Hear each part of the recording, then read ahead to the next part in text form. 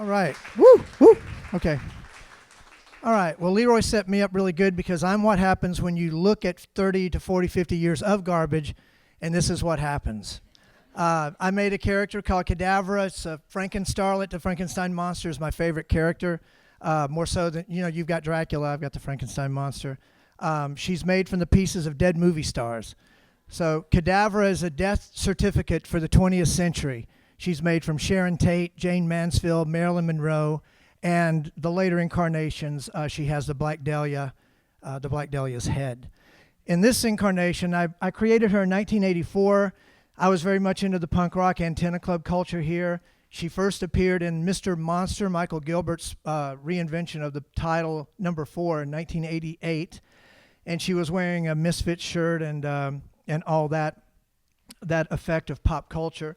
And she carried on through several other titles, and one of those was Big Bad Blood of Dracula, where she's hot, she's sexy, she's the next big thing, and she's dead. And I hate that cover, it's awful, but I drew Blood of Dracula for 7 issues, and then I spun Cadavera into that. And on the right is she is combing the depths of some subterranean neo-Nazi thing, and she discovers a terrorist named Batty Thirst, who was based on Patty Hearst.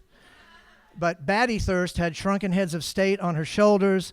Yes, all the psychosexual energy is here because women are the dominant sex, and they must be defeated, and that's pretty much what we know from reading Camille Paglia's Sexual Persona, Art and Decadence from Nefertiti to Emily Dickinson, my favorite book. Here she's hanging out in the graveyard with Helvis. Helvis is another character of mine who Jim Carrey did a Helvis routine on Saturday Night Live, I heard last weekend.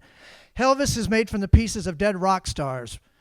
He's made from Rebelvis, Psychedelvis, Elvicious, and then Cadavera moved on to Fantagraphics. Fantagraphics had 3 titles, three brands, Monster, Eros, and their Fantagraphics title. I think I was the only artist who did comics for all 3 titles.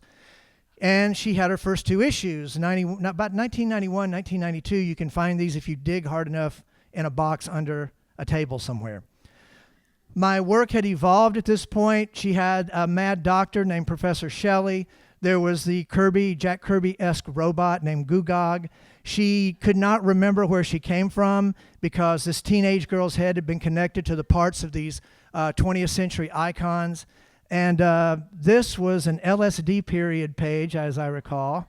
But anyway, she doesn't know who she is, and she wants to go back home. And folks, horror movies teach us that you can come back from the dead, but you can't go back home.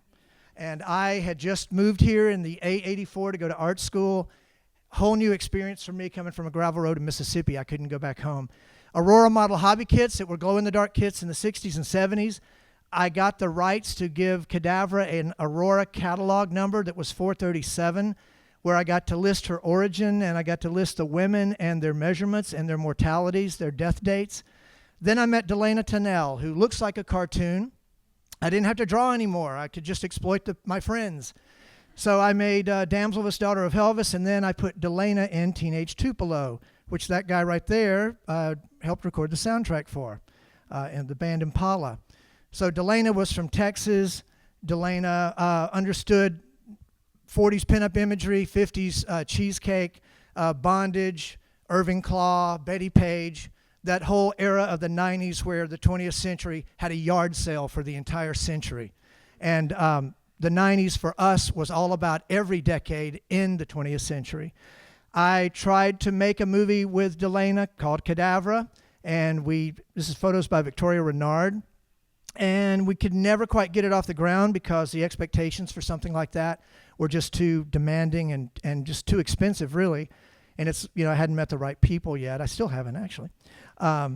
Here's another ode to the psychedelic era, the EC comic homage that Leroy was talking about. This is Jack Kamen, Harvey Kurtzman, Jack Davis styles that I implemented, and Big Daddy Roth into Cadavera, and my friend Mark Stokes in Dallas drew Zombie Boy, his character on the right.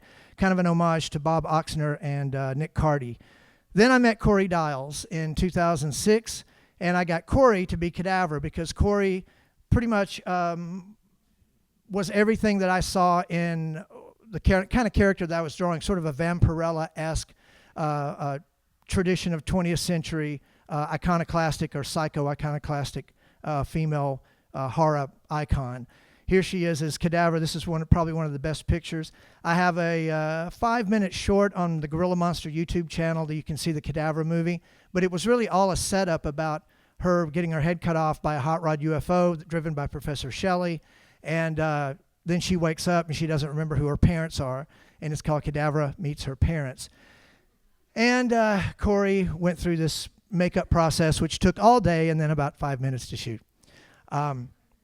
So that was that, and that was in 2006.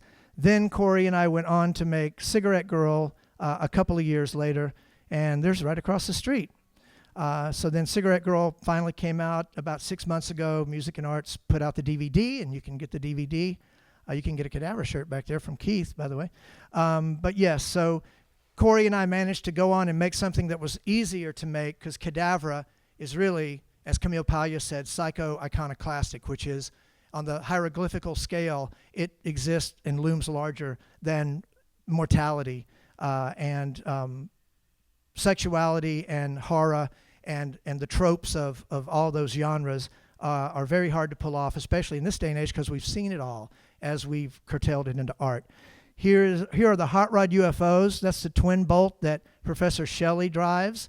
Hot rods, UFOs are conservative, they're punk rock, and spaceships are hippie. Star Wars is full of hippie-designed spaceships, but this is more the what happens when Ed Wood takes acid kind of thing. Flame Job is a necro-Nazi spaceship. Anyway, that's it, folks. GorillaMonsterFilms.com. Thank you very much.